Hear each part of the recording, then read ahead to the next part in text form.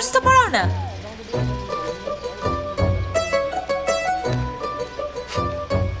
বাবাই তোর চাটা নিয়ে যা। বাবারে মাগো, আমি থাকতে তুমি কেন? শোনো, তোমার ছেলে বিয়ে করবে না। বললো? বলেনি, তবে হাব ভাবে বুঝিয়ে দিয়েছে। কি ভালো মেয়েটা পেয়েছি, রেসিডেন্সিতে পড়ে, আর দেখতে না একেবারে মাদুগার মতো। মাদুগার মতো। যাকে পারো তাকে মাদুগা বানিয়ে দাও। আমায় কেমন দেখতে? হ্যাঁ, আমায় কেমন দেখতে? তোকে তা ওই লক্ষ্মী ঠাকুরের মতো দেখতে।